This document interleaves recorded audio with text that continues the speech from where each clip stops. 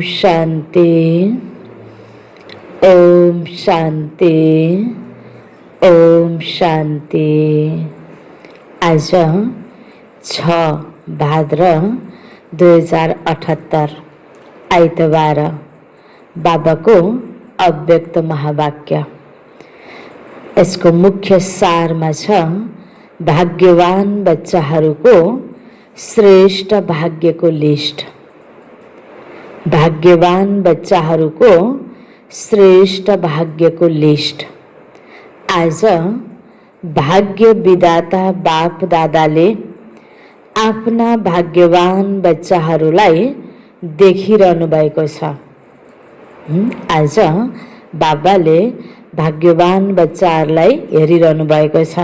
हामी हरेक बाबाको बच्चा, हामी हरेक ब्राह्मण बच्चा, ब्रह्मा कुमार कुमारीहरू जसलाई बाबाले भाग्यवान बच्चाको रूपमा हेर्दै हुनुहुन्छ। हामी कति भाग्यवानी छौँ त? भाग्यवानी बच्चाहरूको लिस्ट बाबाले, त्यो श्रेष्ठ भाग्यको लिस्ट बाबाले आज बताउँदै हुनुहुन्छ। कस्तो कस्तो कुरामा हामी भाग्यवान छौँ त? आत्माहरू संसारमा अरबौँ छन्, करोडौँ छन्, तर सबै मध्येमा हामी अहिले बाबाको बच्चा बनेको आत्माहरू सबैभन्दा भाग्यवान। त भाग्यको लिस्ट, हामी बच्चाहरूको यो श्रेष्ठ भाग्यको लिस्ट के त? के कुरामा हामी भाग्यवान छौँ? बाबा यसैको बारेमा आज भन्दै हुनुहुन्छ। हरेक ब्राह्मण बच्चाहरूको भाग्य दुनियाँका साधारण आत्माहरू भन्दा अति श्रेष्ठ छ। किनकि हरेक ब्राह्मण आत्मा करोडौँमा कोही र कोहीमा पनि कोही छन्। कहाँ करोडौँ आत्माहरू र कहाँ तिमी ब्राह्मणहरूको सानो संसार, तिनीहरूको तुलनामा कति थोरै छौ। कहाँ दुनियाँका करोडौँ आत्माहरू र कहाँ तिमी आत्माहरू, त्यसको तुलनामा कति थोरै छौ। त्यसैले अज्ञानी र अनजान आत्माहरूको तुलनामा तिमी ब्राह्मणहरू श्रेष्ठ र भाग्यवान छौ।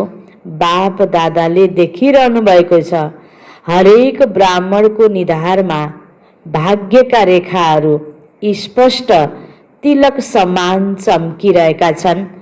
हातका ज्योतिषीले हातका रेखा हेर्छन्, तर यो दिव्य ईश्वरीय भाग्यको रेखा भने हरेकको निधारमा आफै देखिन्छ। जति श्रेष्ठ भाग्य हुन्छ त्यति भाग्यवान बच्चाका निधार सदा अलौकिक प्रकाशले चम्किरहन्छन्। हामी बाबाको बच्चालाई, बाबाले अघि पछि पनि हामीलाई भन्नुहुन्छ नि, राम्रो बन्नको लागि बाह्य चिजले क्रिम पाउडर आदिले श्रृङ्गार्नु पर्दैन। भित्रदेखि नै आत्मा खुसी छ, आत्मा राम्रा सङ्कल्पले भरपूर छ, आत्मामा परमात्मा बाबाको ज्ञानको चिन्तन छ, सम्बन्ध परमात्मासँग जुटेको छ, व्यर्थ कुराहरू छैन भने त यस्तो भाग्यवान बच्चाको निधार अलौकिक प्रकाशले चम्किन्छ, अनुहार चम्किलो हुन्छ, कति राम्रो लाग्छ। त बाबा भन्नुहुन्छ जति श्रेष्ठ भाग्य हुन्छ त्यति भाग्यवान बच्चाका निधार सदा अलौकिक प्रकाशले चम्किरहन्छन्। दुखी आत्मा छ भने त्यो बाहिरको राम्रो कपडाले र बाहिरको श्रृङ्गारले राम्रो देखिन्न, अनुहारमा त झल्को आउँछ दुःखको।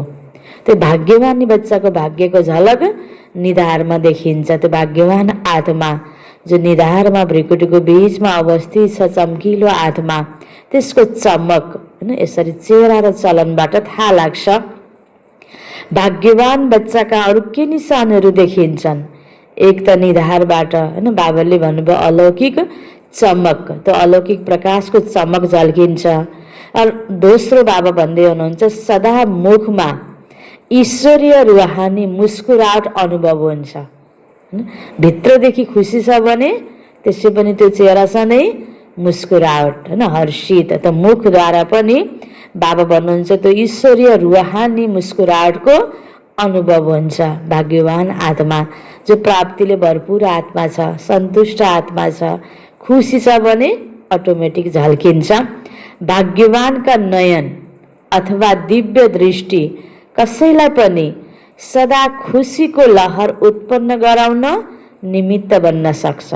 एक एक अङ्ग हैन या पवित्रता पूर्ण सौन्दर्यताको आकर्षणको मूर्त हुन्छ। एक एक अङ्गको बाबा वर्णन गर्दै हुनुहुन्छ। निधार कति चम्किलो हुन्छ, त्यो भाग्यको चमक, अलौकिक रुहानी प्रकाशको चमक, मुखमा त्यो रुहानी मुस्कुराहट। त्यस्तै बाबाले भन्यो दृष्टिमा पनि रुहानी दृष्टि, दिव्य दृष्टिको लहरले कोही पनि आत्मालाई खुसी दिलाउँछ। अनि यो पवित्र आत्माको, यो भाग्यवान आत्माको, यो सन्तुष्ट आत्माको दृष्टिले पनि अरूलाई राम्रो प्रभाव पर्छ, खुसीको लहर उत्पन्न गर्नेको निमित्त बन्न सक्छ। त्यो रुहानी दृष्टि जसलाई पनि दृष्टि मिल्छ उसले रुहानियतको, रुहानी बाबाको, परमात्मा यादको अनुभव गर्छन्। भाग्यवान आत्माको सम्पर्कमा हरेक आत्मालाई हल्कापन अर्थात् लाइटको अनुभूति हुन्छ। ब्राह्मण आत्माहरू पनि नम्बरवार त अन्त्यसम्म रहन्छन् नै, तर सबै भाग्यवान बच्चाहरूका यी निशानीहरू पनि नम्बरवार हुन्छन्। हो त सबै बाबाको बच्चा, सबैले त्यो आफ्नो रुहानी मुस्कानको द्वारा, आफ्नो त्यो निधारको त्यो भाग्यको अलौकिक प्रकाशको चमकको द्वारा, आफ्नो रुहानी दृष्टि, त्यो शीतल दृष्टि, पवित्र दृष्टिको द्वारा सबैले बराबर सेवा गर्न सक्दैन। जसले यो अनुभूति बटुलेको छ, आफ्नो यो जीवनमा जसलाई यो आफ्नो भाग्यको बारेमा गर्व छ, खुसी छ, यो ब्राह्मण जीवनमा बाबा पाएपछिको जो सन्तुष्टि छ, नेगेटिभ कुरा नहेरेर हरेकमा पोजिटिभ कुराहरू, विशेषताहरू हेरेर त्यो विशेषता नै सँगालेर आफूलाई जो भरपूर बनाइरहेको हुन्छ, बाबाको ज्ञानको द्वारा पनि सङ्गठनमा पनि भएका तलमाथिका नेगेटिभ कुरा नहेरेर, कोही व्यक्ति विशेषका नेगेटिभ कुरा नहेरेर सदा पोजिटिभ दृष्टिवाला छ भने उसको प्रभाव त त्यतिकै पर्ने भयो नि अनेक आत्माको लागि पनि। र जसको फेरि बानी स्वभाव, अब बाबाको बच्चा बनेदेखि अन्त तक ज्ञानले आफूलाई मलाई परिवर्तन गर्नुपर्छ भने परिवर्तन गर्नेतर्फ नलागेर यहाँ यस्तो हुनुपर्छ, यस्तो हुनुपर्छ भन्ने प्रकारको भावनावाला छ भने र सधैँ आफूले आशा गर्नेवाला छ, आफ्नो कर्तव्यतिर सचेत छैन, आफूलाई सुधार्नमा ध्यान छैन, फलाना यस्तो हुनुपर्ने, यहाँ यस्तो हुनुपर्ने, त्यहाँ यस्तो हुनुपर्ने, त्यो प्रकारको बानी छ भने फेरि उसको द्वारा त यो सेवा हुन सक्दैन नि। सर्भिसको बजाय डिसर्भिस हुन्छ। हिजोको मुरलीमा बाबाले कति क्लियर भन्नुभएको थियो, कतिपय बाबाको बच्चाहरू हैन अरूको अवगुण वर्णन गर्नेको बानी हुन्छ, अवगुण हेर्नेको बानी हुन्छ, त्यो बानी बाबाको बच्चाहरूमा हुनु हुँदैन भनेर बाबाले भन्नुभएको थियो नि। त्यसरी आफ्नो आदतको आधारमा कतिपय बच्चाहरूको निशानीहरू नम्बरवार हुन पुग्छन्। हुनुपर्ने यो निधारको चमक, चेहराको चमक, मुखको मुस्कान, यो सबै अलौकिक प्रभाव अरू आत्मालाई पर्नुपर्ने हो। तर कतिपयको यो आदत हैन पुरानो आदत सुध्रिएर यो आदत बनिसकेको हुँदैन। त्यसकारण भाग्यवान बच्चाहरूको निशानी पनि नम्बरवार छन् भन्नुहुन्छ बाबा। पछि अरू पनि प्रत्यक्ष हुँदै जान्छन्। अब समयलाई थोरै अगाडि बढ्न देऊ। जो भित्रबाट सन्तुष्ट छैन, बनावटी रूपमा सेतो ड्रेस त छ, खानपान पनि हैन परिवारमा खिटपिट गरी गरी चोखो खान्छु भनिरहेको त छ, तर मन चोखो बनाएको छ कि छैन हैन। आफूलाई त्यसरी नम्र भएर झुकेर सबैसँग घुलमिल भएर सङ्गठनमा त्याग गर्न पनि तयार भएर म सेवाको लागि, म सेवा गर्ने आत्मा हो, म मेरो द्वारा सेवा नै हुनुपर्छ भन्ने भावनाले ओतप्रोत भएर हैन आफूलाई झुकाउँदै नम्र बनाउँदै इमानदारीपूर्वक सेवा गर्दै अगाडि बढेको छ कि छैन त हैन। यी कुराहरू अब बिस्तारै बाबा के भन्नुहुन्छ, समय थोरै अगाडि बढ्न देऊ, सबै कुरा प्रत्यक्ष हुन्छ। कस्तो छ हैन, त्यो भित्री रूप कस्तो छ, बाहिरी रूप कस्तो छ, भित्रको आन्तरिक रूप त बाहिर त जरुर देखा पर्छ नि एक न एक दिन हैन। यो त भगवानको यज्ञ हो, भगवानको दरबार हो हैन। बाबाले विशेष यहाँ पवित्रताको, इमानदारीको, वफादारीको त बाबाले महत्त्व दिइराख्नु भएको छ नि। हामी अन्य बाहिर क्लबहरू, सङ्घ संस्थाहरू जस्तै बाहिरको जस्तै गरेर हैन त हामीले कोही भिडलाई हेर्नु छैन। भिड भएर यहाँ राम्रो हुँदैन हैन। थोरै होस्, क्वालिटीवाला होस् भन्नुहुन्छ नि बाबा, क्वान्टिटी होइन, क्वालिटीको महत्त्व छ। र हाम्रो जीवनमा पनि धेरै ज्ञानको प्रवचन भन्दा पनि धारणाको महत्त्व छ। हामीले जो कुरा आफ्नो मुखले भन्ने गर्छौँ, जुन ज्ञान हामीले सुनाउने गर्छौँ, त्यो धारणा ममा कतिको छ, यो कुरामा यहाँ ध्यान दिनुपर्ने छ नि। त्यसकारण हामी भित्रैदेखि नै हामी के हुनुपर्छ, चोखो हुनुपर्छ, पवित्र हुनुपर्छ, स्वच्छ हुनुपर्छ, इमान्दारी हुनुपर्छ। यसको द्वारा नै बाबालाई हामीले प्रत्यक्ष गर्ने हो। हाम्रो यो पवित्रताको धारणाले बाबाको प्रत्यक्षता हुने हो। त बाबा भन्नुहुन्छ तिमी हरेक बच्चा भाग्यवान हो, तर नम्बरवार छौ, त्यो रुहानियतमा नम्बरवार छौ हैन, जो रुहानी प्रभाव पार्नमा नम्बरवार छौ भन्नुभयो नि बाबाले। अब अलिकता समयलाई अगाडि बढ्न देऊ। थोरै समयमा जब अति र अन्त्य दुवै अनुभव हुन्छ अनि चारैतिरका अन्जान आत्माहरू पनि हदको वैराग्य वृत्तिमा आउँछन्। समय छँदा बाहिरको सबै सुख सुविधाहरू राम्रै तरिकाले चलिरहँदा त अरू आत्माहरू यही नै स्वर्ग भन्छन्। यो आध्यात्मिकतातर्फ कसैलाई त्यति रुचि हुँदैन, त्यति वास्ता गर्दैनन्, महत्त्व दिँदैनन्।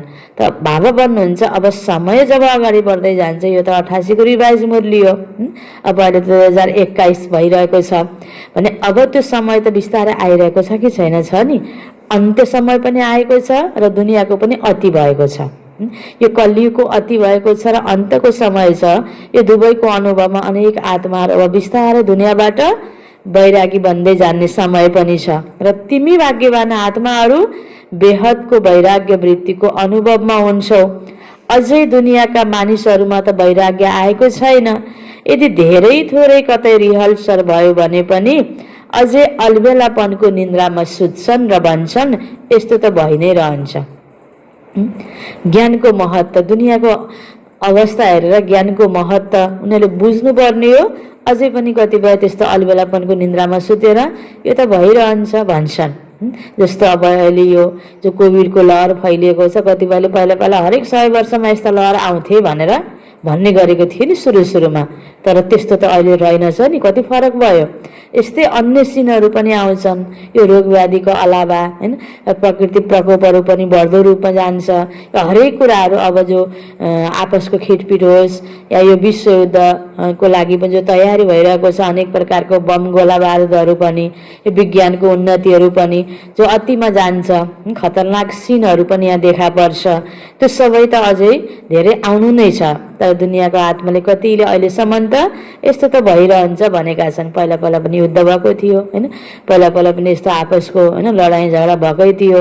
चाहे यो राजनीतिक क्षेत्रको हलचल होस्, चाहे धार्मिक क्षेत्रको हलचल होस्, चाहे आर्थिक क्षेत्रको हलचल होस्, सबै कुराहरू भइ त रहन्छ भन्छन्। तर अब हुनेवाला रूप अलि छुट्टै प्रकारको छ, किनकि अन्तिम घडीमा हामी छौँ। तर जब अति र अन्त्यको दृश्य सामुन्य आउँछ अनि स्वत नै हदको वैराग्य वृत्ति उत्पन्न हुन्छ मनुष्य आत्माहरूमा, र अति टेन्सन भएको कारणले सबैको अटेन्सन एक बाबातर्फ पनि जानेछ अन्तिममा। त्यस समयमा सर्व आत्माहरूको दिलबाट आवाज निस्कनेछ, सबैका रचयिता, सबैका पिता एक हुनुहुन्छ र बुद्धि पनि अनेक तर्फबाट निस्किएर एकतर्फ स्वत नै जानेछ। यस्तो समयमा तिमी भाग्यवान आत्माहरूको बेहदको वैराग्य वृत्तिको स्थिति स्वत र निरन्तर हुनेछ र हरेकको निधारमा भाग्यका रेखाहरू स्पष्ट देखिनेछन्। कति बेला देखिन्छ हैन, जब जब अनेक आत्माहरू बाबाको यो हैन यज्ञतर्फ, बाबाको परिवारतर्फ, हामी बच्चाहरूतर्फ आकर्षित हुन्छन्। त्यसको लागि हैन यो पनि प्रभाव कति बेला पर्छ जब हामीले अहिलेबाट यो अभ्यास गरिरहेका हुन्छौँ, यसमा अभ्यस्त हुन्छौँ। बस एक बाबा, यो बाबाको ज्ञान, अनेक आत्माको हामीले कल्याण गर्नु छ।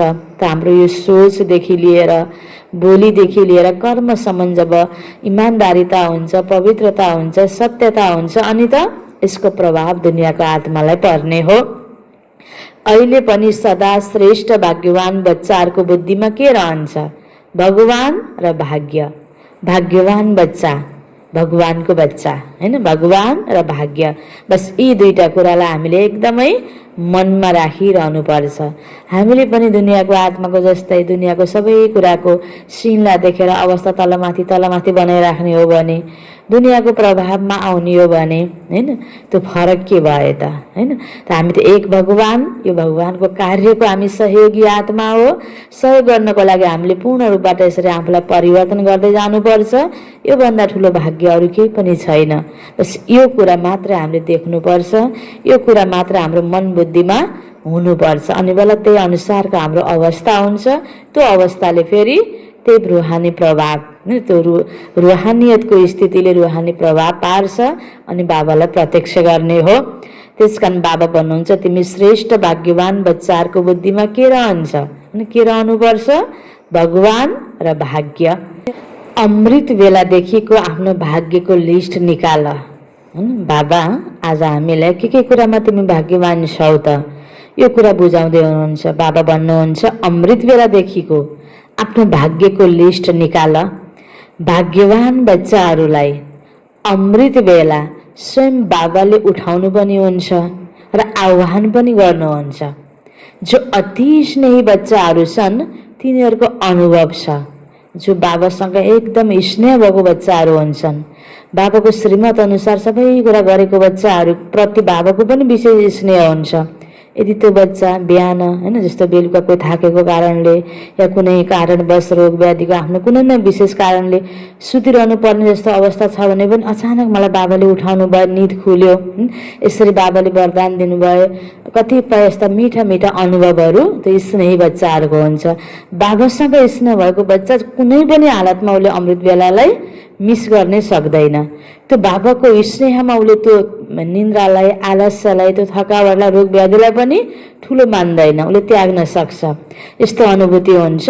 त बाबा भन्नुहुन्छ जो अति स्नेही बच्चाहरू छन् तिनीहरूको अनुभव छ। सुत्न चाहेर पनि कसैले सुत्न नदिएको र उठाइरहेको, बोलाइरहेको होइन। कस्तो कस्तो उठ भनेर फलानले मलाई आज आवाज दियो, त्यहाँ हुँदाखेरि आवाज त कोही दिदीको जस्तो लाग्ने, कोही बहिनीको जस्तो लाग्ने, उठाइदिएको लाग्ने, तर त्यो बाबाले मलाई यसरी उठाउनु भयो। या यसरी ब्रह्म बाबा स्वयं आएर, मम्मा आएर, कोही दादीहरूले यसरी कसैको शिरमा हात राखिदिएको, कसरी कहीँ बाहिरबाट आवाज दिएको, कतिपयको अनुभव यो छ कि छैन? हामी हरेक बच्चाले जो गरिरहेको अनुभव बाबा भन्नुहुन्छ त्यो स्नेही बच्चाहरूको यस्तो प्रकारको अनुभव छ। यस्तो हुन्छ नि, बाबालाई पनि थाहा छ जो बच्चाले अनुभव गरिरहेको छ। अमृत बेलादेखि आफ्नो भाग्यलाई हेर, किनकि बाबा अमृत बेला वरदान बाँड्दै आउनुहुन्छ। त्यति बेला सुतिरह्यो भने त भगवानको वरदानबाट वञ्चित भएपछि दिनभरिको अवस्था के होला, अगाडिको अवस्था के होला होइन। त्यस कारणले गर्दा त्यो वरदानी समयको महत्त्व त्यसबाट बच्चा नछुटोस् भनेर बाबाले पनि त्यसरी जगाउनुहुन्छ। त्यो जाग्नको लागि पनि त्यो जो स्नेही बच्चा छ उसलाई टचिङ हुन्छ र ऊ जाग्छ। त्यो आवाजमा कसैले होइन होला, कसैले बोलाएको रहन्छ भनेर फेरि सुत्न सक्छ हैन। उसले अलिक आफ्नो भाग्यलाई कम गर्छ। जो स्नेही बच्चा छ, भाग्यवान बच्चा छ, त्यस्तो आवाजमा बाबाले उठाएको अनुभूति मानेर ऊ उठ्छ र त्यसले त्यो वरदानलाई लिन सक्छ। यो पनि बाबाले टचिङ त गराउनुहुन्छ बच्चाहरूलाई, तर क्याच गर्नको लागि फेरि त्यो बाबाको टचिङलाई क्याच गर्नको लागि, त्यो अनुभूति गर्नको लागि, तर त्यसलाई प्र्याक्टिकलमा फेरि प्राप्ति गर्नको लागि चाहिँ हाम्रो आफ्नो स्थिति हुनुपर्छ। बाबा प्रतिको स्नेह हाम्रो हुनुपर्छ। भक्तिमा देवताहरूलाई भगवान सम्झिएर भक्तले घन्टी बजाएर उठाउँछन् र तिमीहरूलाई भगवानले स्वयं उठाउनुहुन्छ। कत्रो भाग्य छ। अमृत बेलादेखि लिएर बाबाले बच्चाहरूको सेवाधारी बनेर सेवा गर्नुहुन्छ। जसलाई दिन आएर भगवानले उठाओस् होइन। कोही को बानी धेरै सुत्ने छ नि, मलाई उठाइदिनु है अनि बिहानको व्यक्तिलाई भन्नुपर्छ, उसले उठाइदिन्छ नि। अब त्यो भित्रैदेखि भगवान प्रतिको स्नेह छ र वरदान लिनुको मन छ र यो जीवनको अमृत बेलाको भाग्यलाई, यो महत्त्वलाई बुझेको छ भने उसलाई यसरी बाबाले उठाउनुहुन्छ। न अलार्म लाउन पर्छ, न व्यक्तिले उठाउन पर्छ। त्यो आदत, त्यो अभ्यास र अनुभूति त हामीले गर्ने हो नि। हामीले पहिले नै अलार्म लाएर उठ्छु, फलानलाई उठाइदिए भन्यो भने त न त नै तिमीलाई अलार्मले उठाउँछ, फलानले उठाउँछ, बाबाले उठाउनुहुन्न। बाबा प्रतिको त्यत्तिकै स्नेह छ रियलमा, र हामीलाई कोही करकापले उठ्न पर्छ भनेर होइन, नियमले होइन। हामी रहर हुन्छ हामीलाई बाबाको त्यो वरदान लिनको लागि। हामीलाई रुचि हुन्छ भने अटोमेटिक निद खोल्छ। हामीले यो पनि आफूलाई चेकिङ गरौँ। हामी जसको अमृत बेला निद अलार्मको आधारमा उठ्नुपर्ने छ र कोही व्यक्तिले उठाउनु पर्ने छ, या उठ्दै उठ्दैन ढिलो उठ्छ, म थाकेर हो यो भन्ने गर्छ भने त्यो बाबासँगको त्यो स्नेह र त्यो निश्चय बुद्धि कम हो, प्यारको कमी हो। त्यो भाग्यवानमा पनि के भयो, त्यो भाग्य अमृत बेलाको भाग्य हराउने भयो नि, कम हुने भयो भाग्य। यसरी आफूलाई हामीले हरेक चेकिङ गरौँ, मैले भोलि बिहान बाबाले मलाई उठाउनुहुन्छ भन्ने अनुभूतिले म उठ्न सक्छु कि नै। आफूलाई हामीले यसबाट पनि चेकिङ गर्न सक्छौँ। त बाबा भन्नुहुन्छ कति ठुलो भाग्य तिमी बच्चाहरूको, अमृत बेला जसलाई स्वयं भगवानले सेवादारी बनेर उठाउनुहुन्छ। यो कुरामा 100% निश्चय हुनुपर्छ र हामीले अनुभूति गर्नुपर्छ। यो अनुभूति छ कि छैन त हामीले आफूलाई चेक गरौँ, म कस्तो बच्चा। यो पहिलो भाग्यको कुरादेखि लिएर अब सुरुवात हुन्छ। कस्तो कस्तो कुरामा हामीले बाबा प्राप्तिको अनुभूति गर्छौँ त। अमृत बेलादेखि बाबाले बच्चाहरूको सेवादारी बनेर सेवा गर्नुहुन्छ र फेरि आह्वान पनि गर्नुहुन्छ, भन्नुहुन्छ आऊ बाबा समान स्थितिको अनुभव गर, मेरो साथमा बस। अब यो अनुभव छ कि छैन? सबैले आफू आफूलाई हेरौँ त। बाबा कहाँ बस्नुहुन्छ? उच्च स्थानमा र उच्च स्थितिमा। बाबाको साथमा बस्यो भने स्थिति कस्तो हुन्छ? आज एउटा प्रोग्राममा कोही स्टेजमा बसेको हुन्छ, उसको साथमा कोही सानो बच्चा आएको छ भने ऊ त्यो बच्चा सिधा गएर आऊ भनेर उसको मातापिता होइन, उसको आफ्नो सम्बन्धी छ भने स्टेजमा गएर नजिकै काखमा बसिदिन्छ। त्यो उच्च स्थानमा उसले आफ्नो आधारमा पुग्नु परेन, आफ्नो मातापिताको आधारमा त्यहाँ पुग्न सक्यो होइन, स्टेजमा। त्यस्तै प्रकारले त्यो त भयो सिम्पल एउटा होइन, उदाहरणको लागि मात्रै हो। त जहाँ भगवानको साथ छ भने स्थिति कति उच्च होला। जसलाई भगवानले भन्नुहुन्छ आऊ मेरो साथमा बस, त्यो अनुभूति हामीले अमृत बेला गर्छौँ कि नै त? अब त्यो अनुभूति हामीलाई छ भने हामी पनि कति उच्च स्थितिमा स्थित भयौँ र हाम्रो द्वारा दिनभरिमा कति सेवा हुन सक्छ। बाबाको साथमा बस्यो भने स्थिति कस्तो हुन्छ? मेहनत किन गर्छौ? साथमा बस्यो भने सङ्घको रङ त स्वत नै लाग्छ, स्थान अनुसार स्थिति पनि स्वत नै हुन्छ। जसरी मधुबनको स्थानमा आउँछौ अनि स्थिति कस्तो हुन्छ? योग लगाउनु पर्छ वा योग लागि नै रहन्छ? अनुभव छ कि छैन? कति सजिलो योग लागेको होइन, मधुबनमा आउँदा सेन्टरमा आउँदा राम्रो योग लाग्छ, घरमा हुँदैन कि भन्नुहुन्छ नि कतिपय माताजीहरूले भाइजीहरूले। त्यो के हो? स्थानको प्रभाव हो। र जति बेला हामी बाबाको साथमा हुन्छ भने जब बाबालाई याद गरेको स्थानको यति ठुलो होइन महत्त्व छ, त्यो स्थानले त्यति ठुलो प्रभाव पार्न सक्छ, त्यति पावरफुल छ भने स्वयं बाबाको साथ छ भने स्थिति कस्तो होला? अटोमेटिक योग लाग्छ कि नै? लाग्छ नि। अनि हामीलाई सानातिना कुराले दुखी गराउँछ त, सानो मन गराउँछ त, अनि हामी यताउति दुःख पोख्ने बन्छौँ त। त्यो त हामी हेरौँ त हाम्रो स्थिति कति उच्च छ कि नीच छ। जब हाम्रो सोचाइ नीच छ, स्थिति नीच छ भने के हुन्छ? हामीले हरेकमा कमी देख्छौँ, त्रुटि देख्छौँ। त्यो यस्तो उसले यस्तो गर्दैन, फलानले यस्तो गर्दैन, उसले यस्तो दिएन, शिकायत हुन्छ। तल्लो सोचाइवाला स्थिति छ, हाम्रो स्थिति कमजोर छ भने, हाम्रो सानो चित्त छ भने हामीले कमी मात्र देख्छौँ, कमजोरी मात्र देख्छौँ। स्थिति हाम्रो उच्च छ, हामी ज्ञानी छौँ भने त्यहाँनिर हामीले त्यसमा पनि ज्ञानको रहस्य भेट्टाउँछौँ। यस्तो भएर यस्तो भएको, यसमा यस्तो राज छ। त्यसलाई एउटा सामान्य खेल सम्झेर हामीले साक्षी भएर हेर्न सक्छौँ। जब हामीले संसारको हरेक कुरालाई, तलमाथि भएका कुराहरूलाई, व्यक्तिका गुणहरू पनि, नहुनुपर्ने सिनहरूलाई पनि साक्षी द्रष्टा भएर, दर्शक भएर हेर्न सक्ने जुन दिन स्थिति हुन्छ, हामी पुरा ज्ञानी हो। अल्प ज्ञानी छ भने चाहिँ आधा गाग्री पानी छचल्किन्छ भने जस्तै हामीमा ज्ञान पुरा छैन, यो बाबा ज्ञान राम्रोसँग बुझेका छैनौँ भने अनि यताउति नेगेटिभ कुरातिर हाम्रो बुद्धि जाने हुन्छ, नेगेटिभ कुराको वर्णन गर्छौँ, मनमा पनि दुखी भएर बसेका हुन्छौँ, दोष अर्कालाई लगाइरहेका हुन्छौँ। तर जब हामी पुरा ज्ञानी हुन्छौँ, हामीले कसैलाई पनि दोष दिँदैन। यो ड्रामा कति राम्रो बनेको छ, यो खेल हेरेर, फिल्म जस्तै गरेर हेरेर हामीलाई आनन्द आउँछ। त्यो व्यक्ति हेरेर पनि होइन, व्यक्तिको अवगुण हेरेर पनि, सिन हेरेर पनि हामी दुखी भएर असन्तुष्ट भएर बाँच्नै पर्दैन। जति बेला हामी यसरी ज्ञानी हुन्छौँ र सिनलाई हामीले यसरी हेर्न सक्छौँ भनेपछि यसको लागि के हुनुपर्छ? सदा बाबा साथमा हुनुपर्छ। जब स्थानमा अटोमेटिक योग लाग्छ भने बाबा साथमा राखेपछि योग त अटोमेटिक भयो नि। अनि यस्तो प्रकारको वियोगी स्थिति, दुखी स्थिति हुनुपर्छ त? पर्दैन नि। सदा योगयुक्त स्थिति, सदा हर्षित स्थिति, सदा सन्तुष्ट स्थिति अनि सदा खुसीको स्थिति, रुहानियतको स्थिति। योग लगाउनु पर्छ त? योग त लागिरहेकै हुन्छ। त्यसैले त यहाँ धेरै रहने इच्छा गर्छौ नि मधुबनमा भनेपछि बाबासँग धेरै बसौँ न। स्थान जहाँसुकै होस्, जहाँ बाबाको साथमा बस्ने गऱ्यौँ भने त त्यो स्थिति त हाम्रो सधैँ हुन्छ कि हुँदैन? जरुर हुन्छ नि। अहिले सबैलाई अरू 15 दिन बस भन्यो भने खुसीले नाच्छौ नि मधुबनमा। त्यसैले जसरी स्थानको स्थितिमा प्रभाव पर्छ त्यसै गरी अमृत बेला या त परमधाममा जाऊ या त सूक्ष्म वतनमा जाऊ या बाबाको साथमा बस। अप्सन पनि दिनुभएको छ बाबाले, या परमधाममा जाऊ या सूक्ष्म वतनमा जाऊ या बाबासँग बस। मधुवनमा बसेको भन्दा सेन्टरमा बसेको भन्दा पनि राम्रो स्थिति बन्न सक्छ। हामी एक्लै एक्लै जुन स्थानमा पनि छौँ, घरमा छौँ, अफिसमा छौँ, दोकानमा छौँ, कहीँ बाहिर गाडीमा हिँडिरहेका छौँ, कोही ठुलो प्रोग्राममा कहीँ गइरहेका छौँ, सबै यो ज्ञानी आत्माहरू छैनन्, बाबाको बच्चाहरू छैनन् भन्ने पनि त्यहाँनिर पनि हाम्रो स्थिति राम्रो हुन्छ। यदि हामीले बाबालाई साथमा राख्छौँ, परमधाममा जान्छौँ, कहिले कहिले सूक्ष्म वतनमा जान्छौँ भने यसरी यो त विशेष सुरुवात कति बेला गर्नुपर्छ? अमृत बेलाबाट। अमृत बेला यो स्थिति बनायो भने त दिनभरि यसको प्रभाव त जरुर रहन्छ नि। त बाबा भन्नुहुन्छ त्यसैले यो आफ्नो भाग्यलाई स्मृतिमा राख। अमृत बेला शक्तिशाली भयो भने सारा दिन स्वत नै मद्दत मिल्छ। त्यसैले आफ्नो भाग्यलाई स्मृतिमा राख।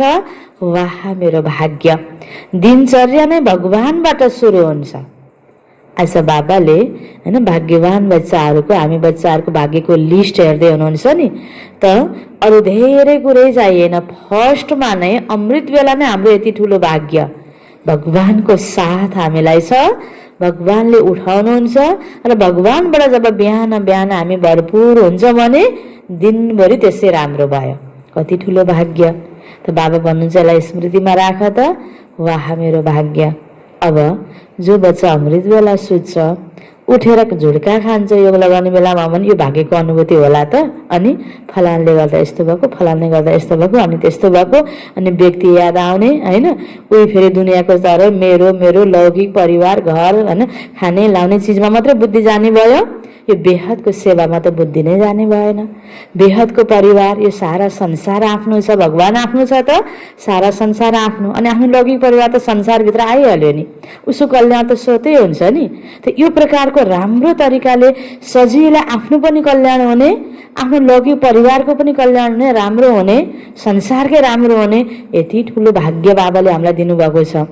जब भगवानलाई आफ्नो बनाएर भगवानको साथ लिएर सारा संसारको भलो चाहने हामीले संसारको सेवा गर्छौँ भने त संसारभित्र म पनि छु, मेरो लौकिक परिवार पनि छ, सबै कल्याण स्वतै हुन्छ।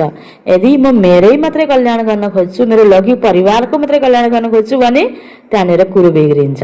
नजानेको व्यक्ति त ठिकै हो, हामी भगवानलाई पाएको व्यक्ति पनि त हदमै सीमित भइदिन्छौँ। हाम्रो सोचाइ सानो हुन्छ भने फेरि त्यहाँ पनि कल्याण हुँदैन, आफ्नो पनि कल्याण हुँदैन। यति ठुलो कुरा बाबाले सिकाउनु भएछ। तिमी यति भाग्यवान आत्मा, तिम्रो दिनचर्या भगवानबाट सुरु हुन्छ, जसले हैन यति ठुलो भाग्य दिनुभएको छ। यो कुराको महत्त्वलाई बुझौँ त। अनि अमृत बेला हामीले सारा व्यक्तिलाई हामी शुभ भावना दिन सक्छौँ। भगवानबाट लिने वरदान अरू आत्मालाई बाँड्ने यति ठुलो सेवा पनि हामीले अमृत बेलादेखि नै पाएका छौँ। अनि आफ्नो भाग्यलाई हेर, स्वयं शिक्षक बनेर कति दूर देशबाट तिमीहरूलाई पढाउन आउनुहुन्छ। अमृत बेला त भइहाल्यो, त्यसपछि फेरि होइन स्नान गरेर फ्रेस आदि भएर जब हामी बाबाको मुरली सुन्नको लागि होइन आउँछौँ, यो दोस्रो होइन बाबा भन्नुहुन्छ कति दूर देशबाट तिमीहरूलाई पढाउन आउनुहुन्छ। मानिसहरू त भगवानको पासमा जानको लागि प्रयत्न गर्छन्, तर यहाँ भगवान स्वयं तिम्रो पासमा शिक्षक बनेर पढाउन आउनुहुन्छ। कत्रो भाग्य छ। र कति समयदेखि सेवाको ड्युटी गरिरहनु भएको छ। बाबा आउनुभएको त 85 वर्षभन्दा बढी भयो। र हामी जब जब हामी व्यक्तिगत रूपबाट हेर्दाखेरि जब जब हामी हरेक बच्चा बाबाको बच्चा बन्यौँ तबदेखि नै बाबाले हाम्रो यो सेवा गर्नुभएको छैन त हैन। आज दुनियाँमा स्कुलमा पनि आज फलानु टिचरले पढाउनुहुन्छ, उहाँ टिचर भन्दा त उहाँ टिचर अलि राम्रो हुनुहुन्छ।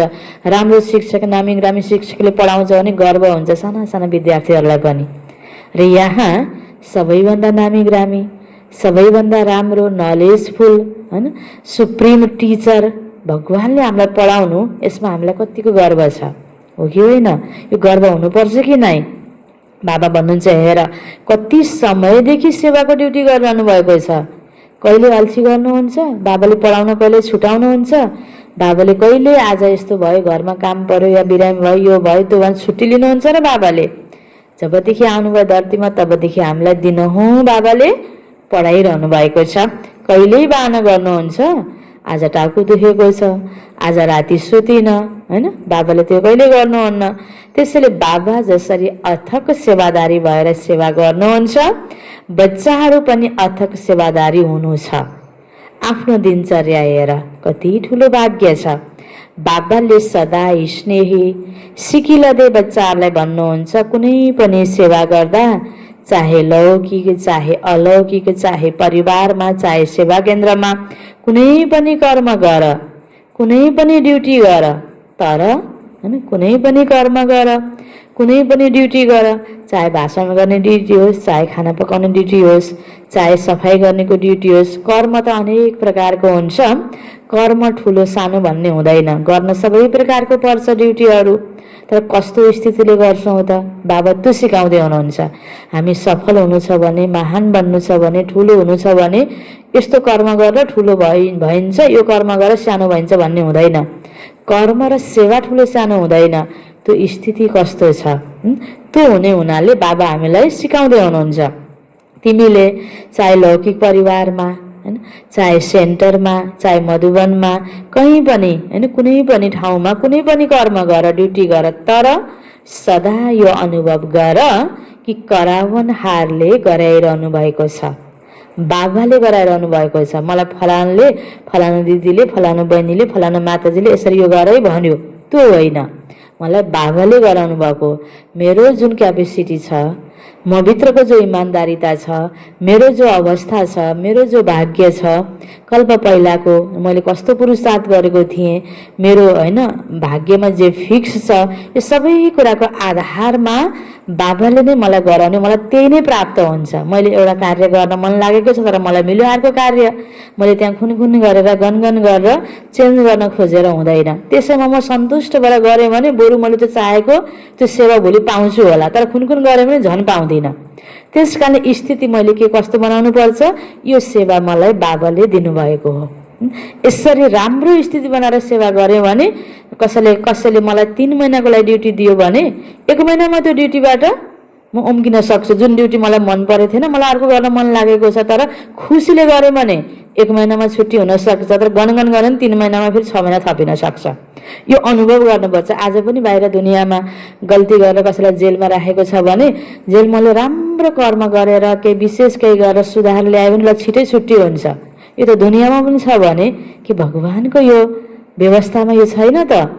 त्यसकारण जे गर्छौँ हामीले भगवानले गराउनु भएको खुसी साथ सन्तुष्ट भएर त्यसलाई नम्बर बनायौँ भने, अनि त खाता राम्रो भयो भने त छिटो छुट्टी हुने भयो नि। झनै पहिला कुनै कारणले गर्दा मैले खोजेको र रोजेको पाइनँ, अर्को पाएको छु, अहिले पनि त्यो अवस्था बनाएँ भने त त्यो झन् पाउँदिनँ नि। त्यसकारण जे पनि सेवा मैले गर्छु त्यो कसरी गर्नुपर्छ? बाबाले भगवानले मलाई दिनुभएको यति खुसीले, यति राम्रो सोचले मैले त्यो सेवा गर्नुपर्छ। करावनहारले गराइरहनु भएको छ, म निमित्त करनहारद्वारा सेवा गर्नको लागि निमित्त बनेको छु। करावनहारले गराइरहनु भएको छ। यहाँ पनि एक्लै छैनौ, करावनहारको रूपमा कर्म गर्ने समयमा पनि बाबा साथमा हुनुहुन्छ। अमृत बेला उठ्यौँ, योग लगायौँ, अनि बाबाको मुरली सुन्यौँ। अब ड्युटीमा खटिन्छौँ, सेवा गर्न जब जान्छौँ अनि सेवामा पनि भगवान बाबा नै साथमा हुनुहुन्छ, म एक्लै छैन। यो सोच हामीले आफूलाई दिनुपर्छ। तिमी त केवल निमित्त हो, भगवान विशेष करावनहार हुनुहुन्छ। एक्लै गर्छौ नै किन? एक्लै मैले गर्दैछु भन्ने भान रहन्छ भने यो मैपन नै मायाको द्वार हो। अब हामीले यसबाट के बुझौँ? जहाँ मैले गरेको चाहे गर्न नसकेर मलाई एक्लै गर्न पर्यो भन्ने दिल सिकिस्तको पर्नुहोस्, या गर्न सक्षम भएर मैले गरेँ भन्ने अहमको भाव होस्। त्यो मैले गरेँ भन्ने शब्द यो मैपन आउन भएन, म पाएँ हैन, यो मैपन आउन भएन। मैपन नै मायाको द्वार हो। गराउने वाला बाबा हो, मलाई गराउने बाबा, उसलाई गराउने बाबा, उसलाई गराउने बाबा। कसैले राम्रो चान्स पाएको छ, कसैले पाएको छैन, कसैले कुन सेवा पाएको छ, कसैले कुन सेवा पाएको छ, यो हरेकको पछाडि के छ? यो सुन्दर ड्रामाको व्यवस्था फिक्स छ र भगवान बाबाले गराउनु भएको ड्रामाको रचयिता बाबा हुनुहुन्छ। हामी हरेकलाई बाबाले युज गर्ने हो।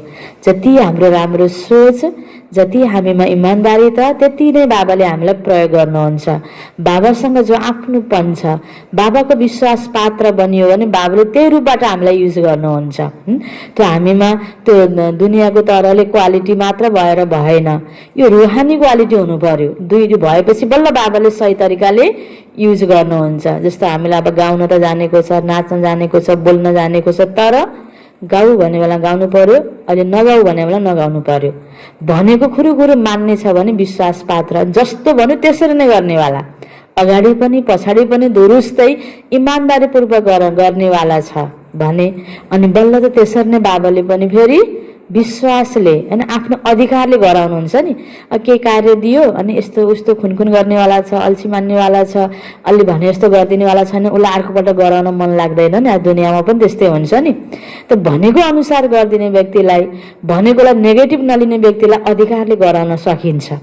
त्यसरी नै भगवानले पनि हाम्रो सक्ष दिल, भित्रको दिललाई हेरेर, अवस्थालाई हेरेर सेवा दिनुहुन्छ।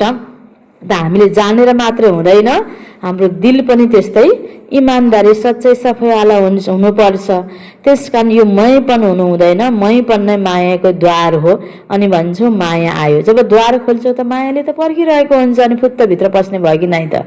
उसलाई कसरी कहाँबाट मैले त्यो प्रवेश गर्ने ठाउँ पाउँछु अनि प्रवेश गर्छु भएर बसेको छ। हामीले अर्कै कामले खोल्ने बित्तिकै त ऊ त पस्ने भयो नि। त्यस कारणले खोल्नु नै भएन। त्यस्तो प्रकारको नेगेटिभ सङ्कल्प हाम्रो मनमा आउनु नै भएन, अनि त हामीलाई दुःख पनि हुँदैन। तिमीले नै राम्रो व्यवस्था गरिदिन्छौ भने त किन आउँदैन त माया, आइहाल्छ नि हैन। यो आफ्नो भाग्य पनि स्मृतिमा राख।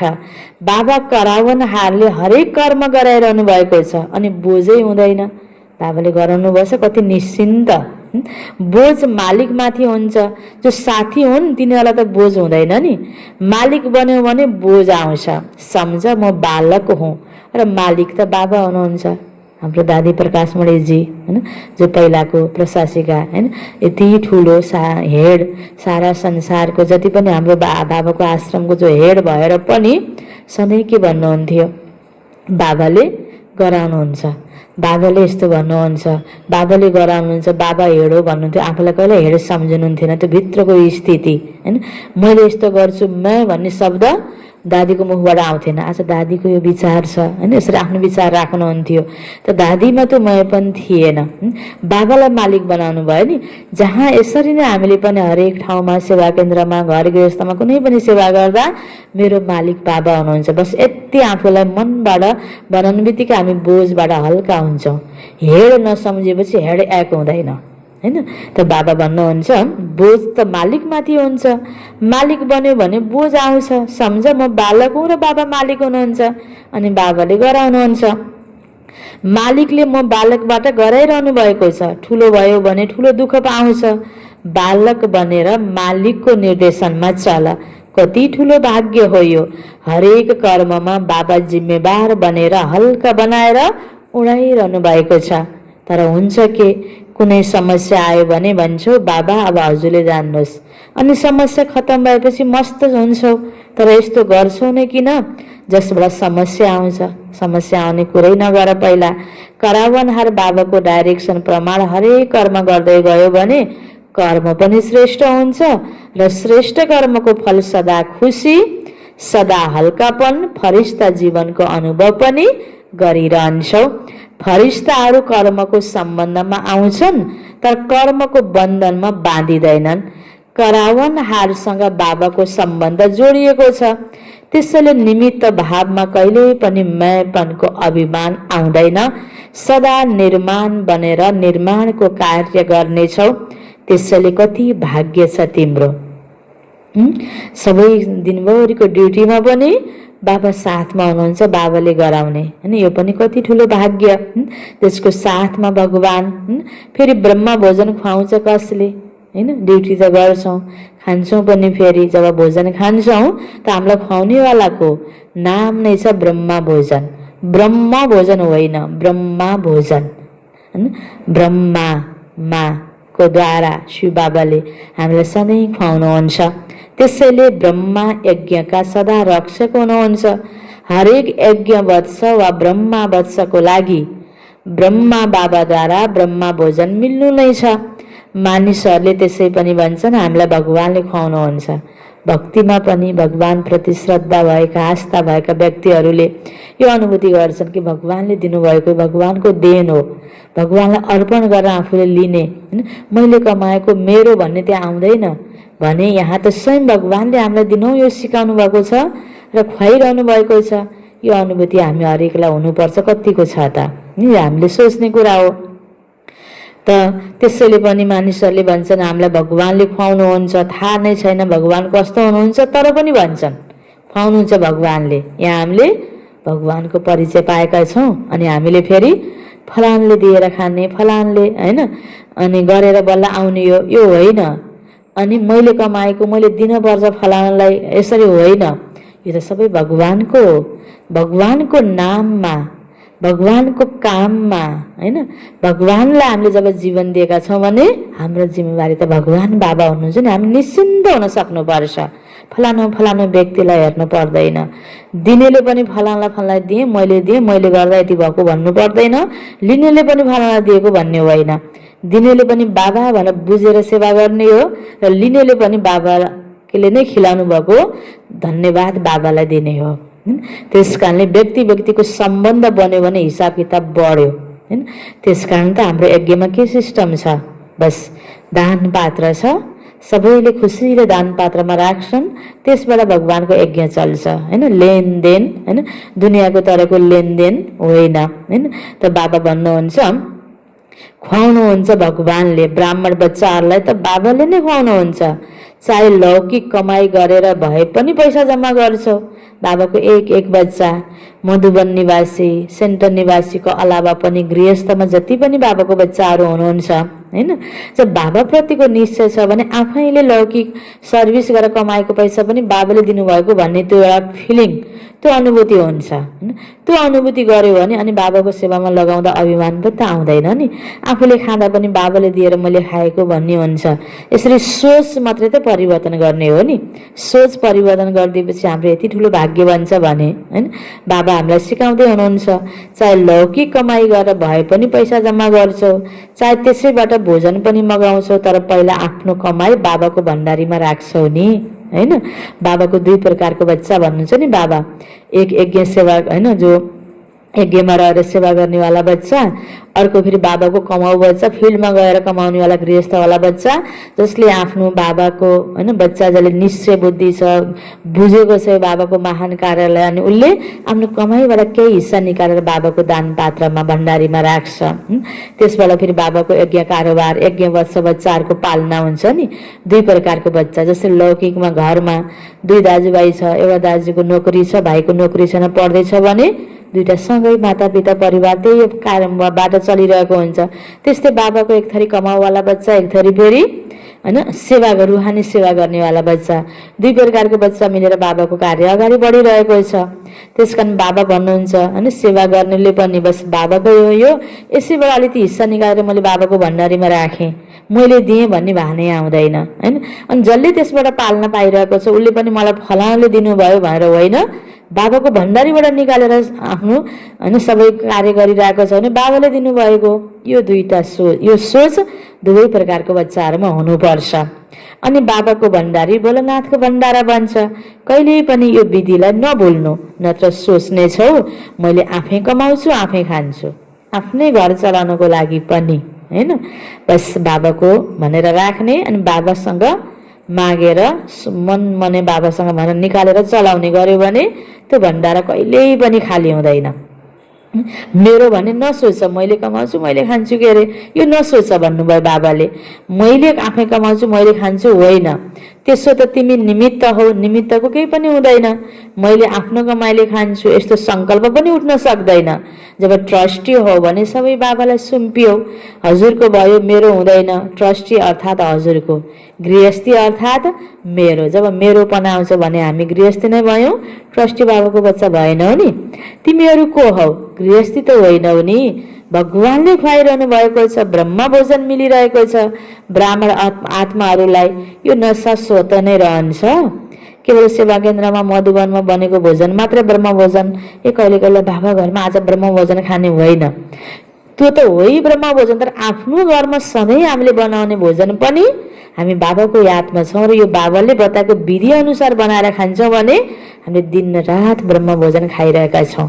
त्यस कारणले आफूले बनाएर खाएको भोजनलाई पनि ब्रह्म भोजन बनाउन सक्नुपर्छ। त बाबा भन्नुहुन्छ भगवानले खुवाइरहनु भएको छ, ब्रह्म भोजन मिलिरहेको छ ब्राह्मण आत्माहरूलाई। यो नशा स्वत नै रहन्छ र बाबाको ग्यारेन्टी पनि छ। जसले यो विधिले ब्रह्म भोजन लिइरहेको छ भने बाबाको ग्यारेन्टी के छ, 21 जन्म ब्राह्मण आत्माहरू कहिल्यै भोगाइरहन सक्दैन। अनि यो बाबाकै बच्चा बनेको ब्रह्म कुमार कुमारी जीवनमा भोगै बस्न पर्छ त। जब 21 जन्मसम्म बाबाले भोको बस्न पर्दैन भनेर ग्यारेन्टी दिनुभएको छ। देवताहरूको भण्डार हेरौँ त कति भरपुर छ देवताहरूको भण्डारा। धेरै प्यारले दाल रोटी साग सब्जी खुवाउनुहुन्छ बाबाले। यो जन्ममा पनि दाल रोटी प्यारले खान्छौ, मेहनतको होइन। बस बाबाले दिनुहुन्छ निश्चिन्त छ, ढुक्क छ होइन। अनि त किन चिन्ता गर्नुपर्छ। बस हामीले गर्नुपर्ने भनेको बाबाले भनेको जस्तै इमान्दारी तरिकाले सत्यताको संस्कार लिएर हामीले सेवा गर्नुपर्छ, कुनै पनि सेवा। तर त्यसको जिम्मेवारी बाबा हुनुहुन्छ, हामीले चिन्ता गर्नु पर्दैन आफ्नो लागि पनि र आफ्नाको लागि पनि। त्यसैले सदा यो स्मृति राख, अमृत बेलादेखि कुन कुन भाग्य प्राप्त भएको छ सारा दिनचर्यालाई सोच। सुताउनुहुन्छ पनि बाबाले लोरी गाएर, दिनभरि कर्ममा बाबाको साथ। दिनमा होइन 1 छाक 2 छाक 4 छाक जति खान्छौँ खुवाउनेवाला बाबा होइन। बिहान उठाउने बाबा, अब गएर राति सुताउनेवाला पनि बाबा। बाबाको काखमा सुत्यो भने थकाइ बिमारी सबै भुल्छौ र तिमी आराम गर्छौ। केवल आह्वान गर, आऊ राम, अनि आराम आउँछ। सुत्ने बेलामा कसको यादमा सुत्ने, बाबाको यादमा। दिनभरि के भयो, फलानले यस्तो गर्यो त्यो यस्तो भयो, कहाँ कहाँ के नेगेटिभ समाचारहरू सुनिएको हुन्छ। ती समाचार बुद्धिमा राखेर सुत्यो भने त सपनामा पनि त्यस्तै झसङ्ग रुने कराउने, आरामको निन्द्रा हुँदैन होइन।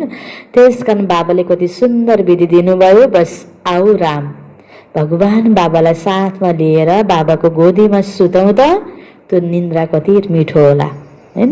त बाबा भन्नुहुन्छ एक्लै सुत्यो भने अरू अरू सङ्कल्प चल्छन्। बाबाको साथमा बाबाको यादको काखमा सुत, मिठे बच्चे प्यारे बच्चेको लोरी सुन्दै सुत। हेर कति अलौकिक अनुभव हुन्छ। यो अनुभव छ कि छैन? हामीले हरेकले आफूलाई अब चेकिङ गरौँ यो बाबाको मुरली सुन्दै गर्दा। त्यसैले अमृत बेलादेखि रातिसम्म सबै भगवानले गराइरहनु भएको छ। यो ठुलो भाग्य होइन त? भाग्यवान बच्चाको लिस्टमा बाबाले यस्तो देख्नुभयो।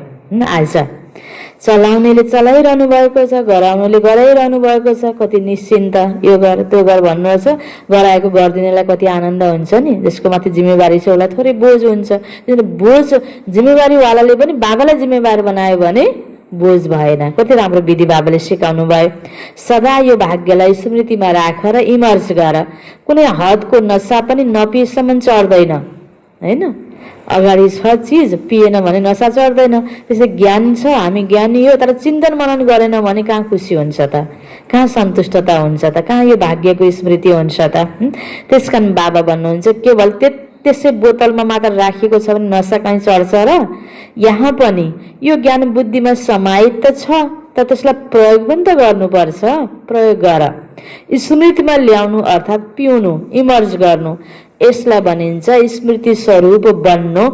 यस्तो भनिएको होइन कि बुद्धिमा समाहित गरेर राख, छ मसँग ज्ञान, ज्ञानी छु, तर पढेको बेला प्रयोग पनि त गर्नुपर्छ। स्कुलमा पढ्ने विद्यार्थी पनि त पढाइ पढेको छ, म जान्ने छु भनेर अघिल्लो क्लासमा त कसैले लैजाँदैन उसलाई। पेपरमा परीक्षामा पास हुनुपर्छ। चलाक विद्यार्थी पनि पेपरमा चुक्यो भने फेल भएर त्यही क्लासमा हुन्छ। अलिक कमजोर विद्यार्थी पनि त्यति बेला अलि मेहनत गरेर त्यहाँ राम्रो लेख्यो भने पास भएर अगाडि जान्छ। त्यस्तै हो ज्ञान। हामी यति वर्षको ज्ञानी, यति वर्ष मधुवन बसेको, यति वर्ष सेन्टर बसेको होइन, फलानु मधुमा पुरानो ठुलो होइन, या मैले धेरै सेवा गरेको। अलि अस्तिको अव्यक्त मूल्यमान बाबाले भन्नुभएको थियो धेरै सेन्टरको इन्चार्ज भनेर मात्रै हुँदैन। यति पुरानो म यति वर्षबाट ज्ञानमा चलेको फलानु भन्दा त म फलानु पहिला हो नि, या फलानुले मलाई कोर्स गराएको, अब कोही ठुलै दादी दिदीले कोर्स गराएको भनेर नै हुँदैन। स्थितिमा बाबाले के भन्नुभयो, यति बेला अहिले वर्तमानमा मैले पेपरमा ज्ञानको प्रयोग गर्ने गरेको छु कि यताउताका दुनियाँभरको कुरा प्रयोग गरेर आफूलाई राम्रो सिद्ध गर्छु। यतिबाट आफैलाई चेक गर्न थाहा भइहाल्छ नि हैन, म कतिको राम्रो विद्यार्थी हो हैन, म कतिको हैन त्यो नसावाला रुहानी नसावाला बाबाको बच्चा हो, खुसी सन्तुष्ट बच्चा हो हैन, म कति इमान्दारी बच्चा हो, म कति ज्ञानको प्रयोग गर्नलाई ज्ञानीतु बच्चा हो। आफैलाई हामीले चेक गर्न सक्छौँ। हामीले कसैको अवगुण वर्णन गरेर अर्को फलानु यस्तो म यस्तो भन्नै पर्दैन, सिद्ध गर्न पनि पर्दैन, कसैलाई भन्दै पनि हिँड्न पर्दैन हैन, कसैको एहसान लिन पनि पर्दैन। बस बाबाले भनेको इमान्दारीपूर्वक गर्यो भने जहाँ बाबा आफ्नो, सारा यो बाबाको संसार हाम्रो आफ्नो हैन। त्यसकारण हामीले यहाँ नयाँ पुरानो ठुलो सानो भन्नुभन्दा पनि यी कुराहरूलाई बुद्धिमा राख्नुभन्दा पनि बाबाले हामीलाई के सिकाउनु भयो? बस यो ज्ञानलाई, यो भाग्यलाई तिमीले स्मृतिमा ल्याइराख, प्रयोग गर, यो ठुलो कुरा हो हैन। यहाँ अरू कुराले कोही मायना राख्दैन हैन। बस बाबाले भनेको कुरालाई प्रयोग हामीले कतिको गरेर आफू कतिको हल्का र खुसी र सन्तुष्ट छौँ, यति बेला हामीले आफ्नो अवस्थालाई चेकिङ गर्न सक्छौँ। बस ज्ञानको प्रयोग गर। यस्तो भनेको होइन कि बुद्धिमा धेरै ज्ञान छ, म ज्ञानी छु यति वर्षको होइन। ज्ञान प्रयोग कतिको गरिरहेका छौँ यो हामीले आफूलाई हेर्नुपर्छ। सधैँ स्मृति स्वरूप बन। कति भाग्यवान छौ? स्मृति भएपछि हामी भाग्यवान छौँ। ज्ञानको विस्मृति भयो भने पुरानो भएर हामी भाग्यवानी हुँदैनौँ।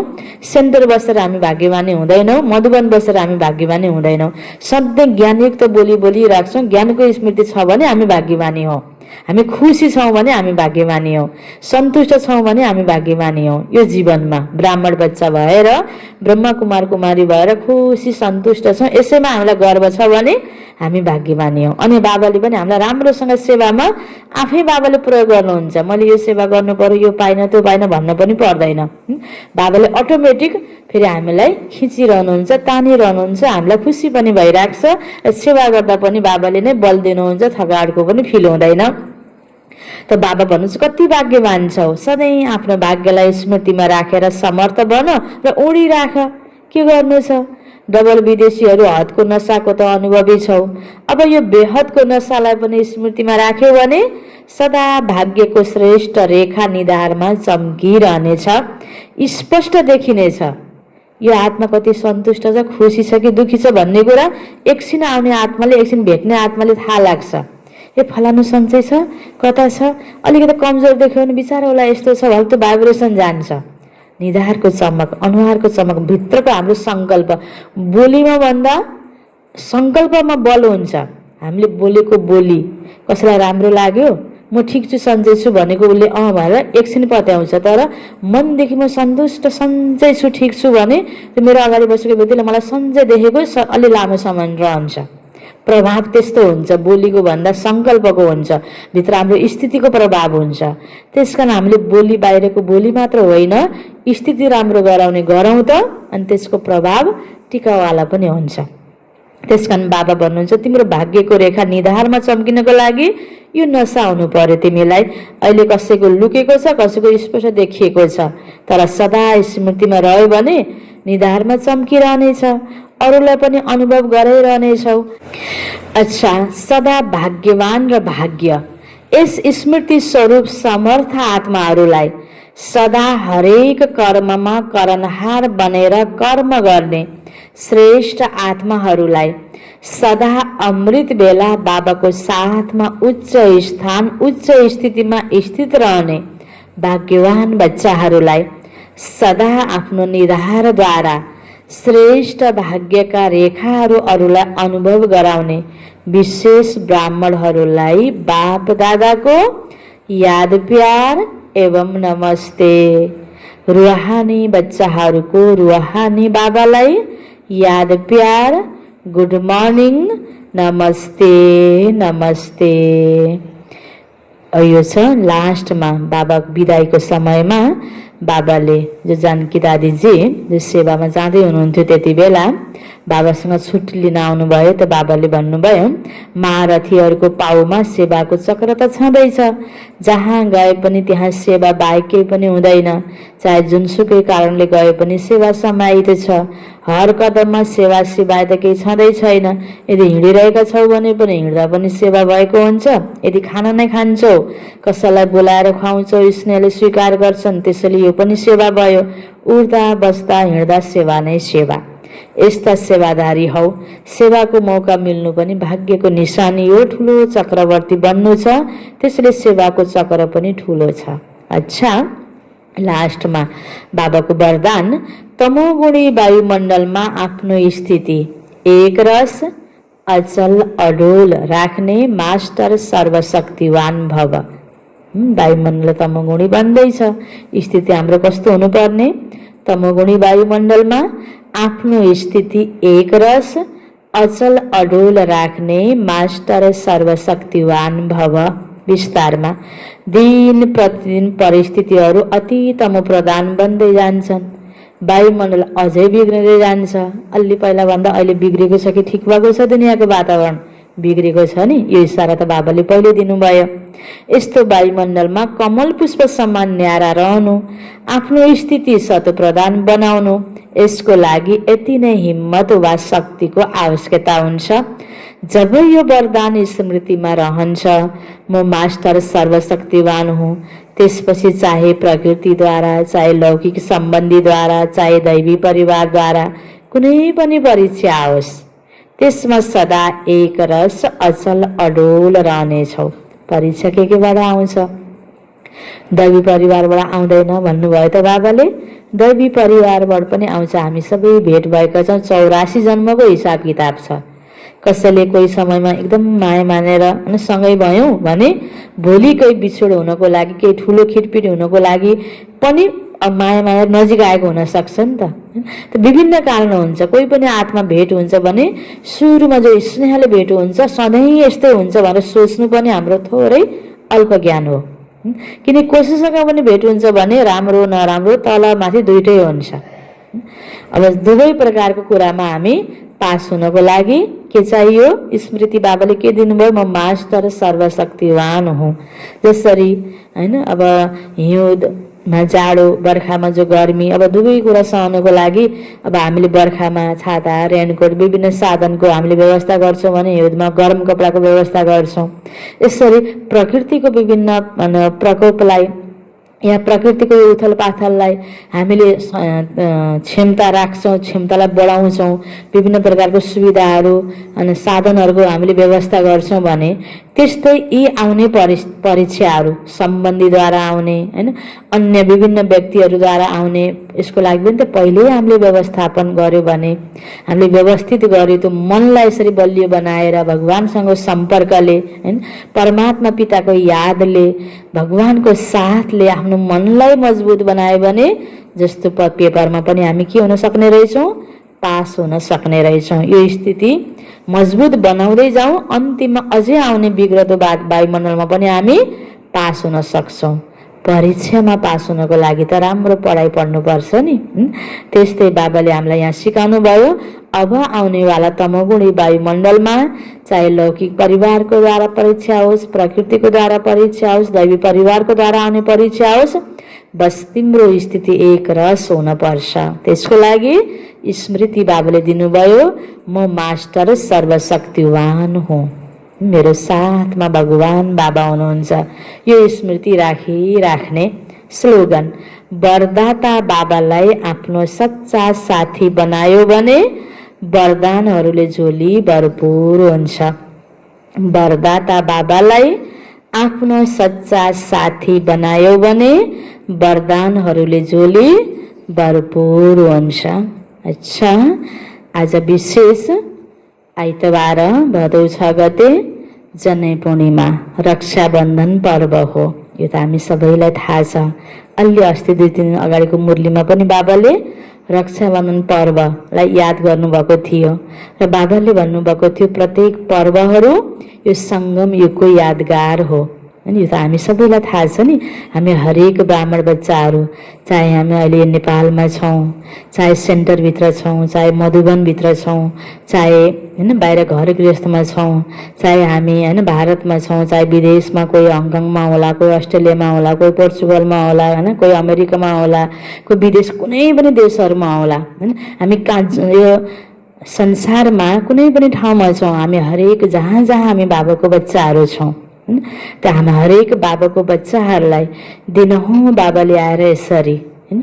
आजभन्दा 85 वर्ष पहिलाबाट नै जुन ज्ञान दिइरहनु भएको छ, जुन पवित्रताको पाठ बाबाले पढाइरहनु भएको छ, यो नै के हो त सबैभन्दा ठुलो रक्षा कवच हो। आज बाहिर विभिन्न प्रकारको कुराहरूबाट त हामी रक्षा चाहन्छौँ, तर हाम्रो मनभित्र जो नेगेटिभिटी हुन्छ, हाम्रो नराम्रो आदत छ, सबैभन्दा दुखी त त्यसले हामीलाई गराइरहेको छ। सबैभन्दा गाह्रो त हाम्रो मनको सोचले भएको हुन्छ। त्यस कारणले गर्दा हाम्रो आफ्नै भित्रको मनोविकारलाई टाढा भगाउनको निम्ति यो ज्ञानको कवच बाबाले दिनुभएको छ, योगको कवच बाबाले हामीलाई दिनुभएको छ, पवित्रताको धारणाको कवच दिनुभएको छ, अनि जति सेवा गर्छौँ त्यति बल भरिन्छ सेवाको कवच दिनुभएको छ। यो ज्ञान, योग, धारणा र सेवा, यो 4 विषयलाई हामीले सँगै ब्यालेन्स मिलाउँदै अगाडि बढ्छौँ, जीवनमा हामीले पवित्रतालाई अपनाउँछौँ, हाम्रो सोच पवित्र, हाम्रो दृष्टि पवित्र, हाम्रो बोली पवित्र, हाम्रो व्यवहार पवित्र, छल कपट भनेको रत्ती पनि छैन हैन, कसैको प्रति घृणाको भावना छैन, मै खाऊँ मै लाऊँ भन्ने स्वार्थपन छैन, बेहदको भावना छ, सबैको प्रति समान दृष्टि छ।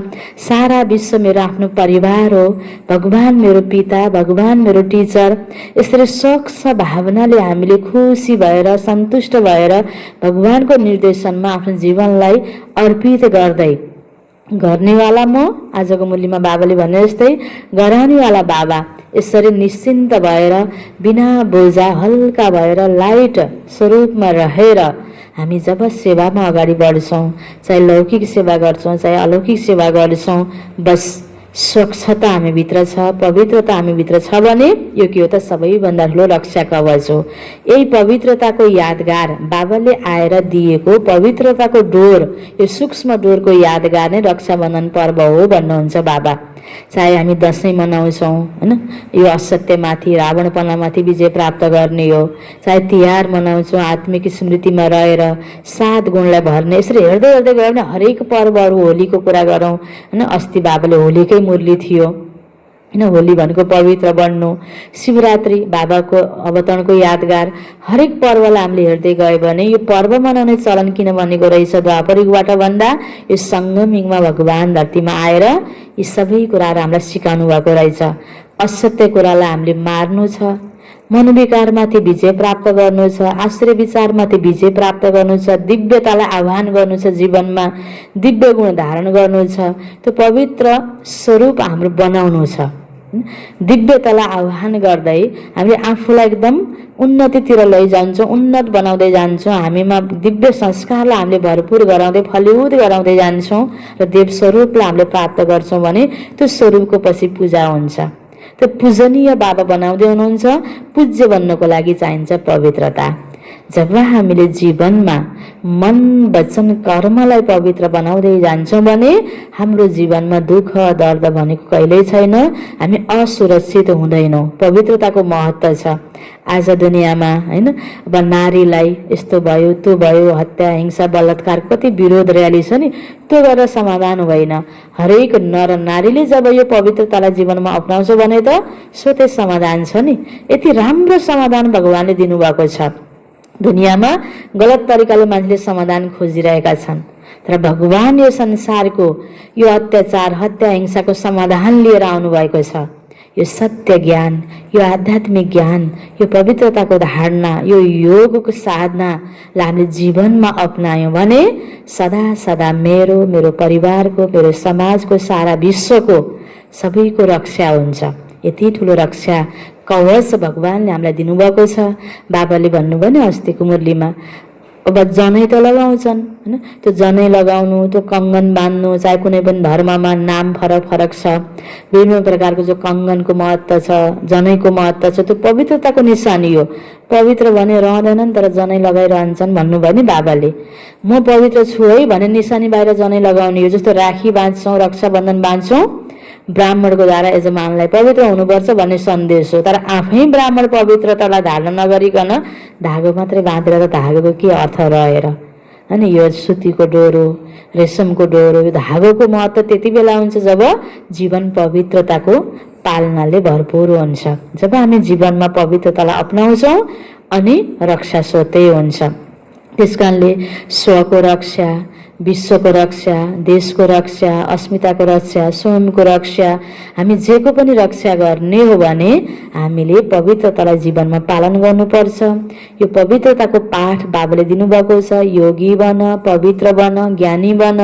यो कुरालाई हामीले स्वीकारेर जीवनलाई पवित्र बनाउँछौँ भने सच्चा सच्चा रक्षा बन्धन हो।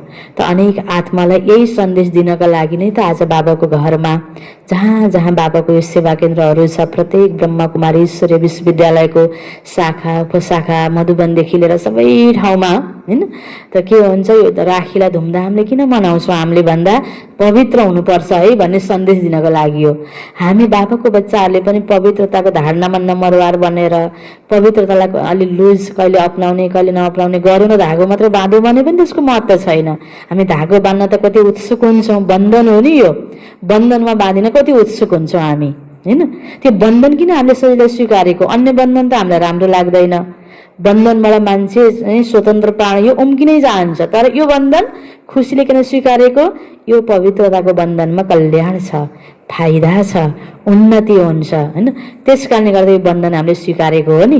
जति उमङ्ग खुसीले हामीले बाहिर यो रक्षा बन्धन पर्व मनाउँछौँ त्यति पवित्रताको धारणामा हामीलाई रुचि हुनुपर्छ, उमङ्ग हुनुपर्छ। यो सन्देश आजको दिनले हामीलाई दिएको छ हैन। यो केवल हिन्दू धर्मावलम्बीको मात्रै पर्व होइन। भन्न जनै पूर्णिमा हिन्दू धर्मावलम्बीको पर्व भनिन्छ, हिन्दूहरूले भनिन्छ, तर सम्पूर्ण मानव आत्माको लागि भगवान धरतीमा आउनुभएको छ। सबै धर्मको, सबै जातिको, सबै क्षेत्रको, सबै स्थानको, सबै वर्गको, सबै उमेरको, सबै पेसाको, सबै आत्माहरूको लागि बाबा पवित्रताको पाठ पढाउन आउनुभएको छ। सबैले यो पवित्रतालाई जीवनमा अपनाउने हो र सबैको भगवान बाबा, पिता सबैको टिचर बाबा, बाबाले यो सबैलाई यो सन्देश दिनुभएको छ। यही सन्देश हामी हरेक बच्चाले अरूलाई दिने हो र सबै धर्मावलम्बीहरूको लागि यो महत्त्वपूर्ण पर्व हो रक्षाबन्धन। यो केवल एक दिन मात्र होइन, यो त यादगार दिवस हो। जीवनभरि हामीले पवित्रतालाई अपनाउने हो। यो सङ्गमयुगभरि नै हामीले जीवनलाई पवित्र बनाउने हो अनि हामी सतयुगमा जानुको योग्य बन्छौँ। अब त्यो सतयुगमा कृष्णको राज्य हुन्छ। अब छिटै नै कृष्णको जन्म हुँदैछ। रक्षाबन्धन पछि त जन्माष्टमी आउँछ नि, अनि त्यही कृष्ण ठुलो बनेर नारायण भनेर राज्य चलाउने हो, जहाँ एक राजा, एक भाषा, एक कुल, सबै कुरा एक छ। जहाँ एकता छ, जहाँ पवित्रता छ, त्यहाँ सुख शान्ति छ, सबै कुराको भरपूरता छ। अनि त्यसको खुसियाली फेरि दसैँ हैन, रावण मर्यो, रामको राज्य आयो, भगवानको राज्य आयो हैन। अब त सतयुग आयो, त्यसको खुसीमा हैन लक्ष्मी नारायण, लक्ष्मीको आह्वान गरिन्छ त्योहारमा। यसरी कति आपसमा जोडिएको छ, सम्बन्ध छ यो पर्वहरूको पनि। यो सबै भगवानले गरेको कर्म कर्तव्यको यादगार पर्व हो, जुन कर्म कर्तव्यमा हामी बच्चाहरू पनि जोडिएका छौँ। हामी सबैको लागि कति खुसीको दिन हो यो दिन यादगार आज हामी मनाइरहेका छौँ। त्यस कारणले आज हामी सबै बच्चाहरूले अलिकता पनि कहीँ कता हाम्रो मन वचन कर्ममा पवित्रताको कहीँ कमी छ भने, सङ्कल्पमा कोही प्रति थोरै घृणा छ भने, कहीँ प्रति अलिकता दुश्मनीपना छ भने, कहीँ थोरै कालोपन छ, कहीँ स्वार्थ छ भने त्यसलाई आज मेटाउनेको सङ्कल्प गरौँ। हामी हरेक बच्चाको सोच जबसम्म पवित्र बन्दैन त्यसको प्रभाव दुनियाँमा राम्रो पर्दैन, बाबाको प्रत्यक्षता हुँदैन। त्यस कारणले हामी हरेकले अर्कालाई हेर्ने होइन, अरूको अवगुणलाई हेर्ने होइन, अरूको विशेषतालाई हेर्ने र अवगुण आफ्नो हेर्ने, त्यसलाई मेटाउनको लागि। र मभित्रको महानता पनि छ, त्यो महानतालाई उजागर गर्ने, इमर्ज गर्ने, त्यसलाई प्रयोग गर्ने, महानतालाई त्यो नेगेटिभिटीलाई, कमजोरलाई मेटाइदिने, प्रयोग नगर्ने, कमजोरीलाई प्रयोग नगरौँ, अवगुणलाई प्रयोग नगरौँ, गुणलाई प्रयोग गरौँ। अनि त कति राम्रो तरिकाले यो संसारमा हैन यो आफूलाई पनि सुख, अरू आत्मालाई पनि सुख, सबैको आपसमा रक्षा। त्यसले यही सङ्कल्प आज हामीले विशेष बाबाको नाममा, बाबाको यादमा सङ्कल्प गरौँ। मेरो जीवन पूर्ण रूपबाट पवित्र छ, म परम पवित्र बाबाको छत्र छायामा छु, परम पवित्र बाबाको मलाई साथ छ, म परम पवित्र बाबाको बच्चा, म पवित्र स्वरूप आत्मा हो। अपवित्रताको अंश मेरोमा हुनु हुँदैन। छैन, छ भने पनि त्यसलाई मैले मेटाउनु पर्छ, हुन हुँदैन। यी सङ्कल्प आज गरौँ र पूर्ण रूपबाट हामी आफूलाई पवित्र बनाऊ र अरूलाई पनि यो पवित्रताको सन्देश हामी हरेक बच्चाले दिनुपर्छ। जब जीवनमा पवित्रताको पालना हुन्छ अनि जीवनमा सबै प्रकारको रक्षा हुन्छ। यसको यादगार पर्व यो रक्षाबन्धन पर्व हो। यसको उपलक्ष्यमा आज यो बाबाको महावाक्य सुनिरहनु भएको, यो मेरो आवाजलाई सुनिरहनु भएको सम्पूर्ण बाबाको बच्चाहरू, चाहे देशमा चाहे विदेशमा जहाँ कहीँ पनि सुनिरहनु भएको छ, सबैलाई यो ब्रह्मा कुमारी ईश्वरीय विश्वविद्यालयको तर्फबाट, बाबा भगवानको तर्फबाट यहाँहरूको जीवनमा आध्यात्मिक उन्नति, प्रगतिको र पवित्रताको पूर्ण रूपबाट पालना हुनेछ भन्ने शुभ आशाका साथ हार्दिक मङ्गलमय शुभकामना व्यक्त गर्न चाहन्छु। ओम शान्ति, ओम शान्ति, ओम शान्ति।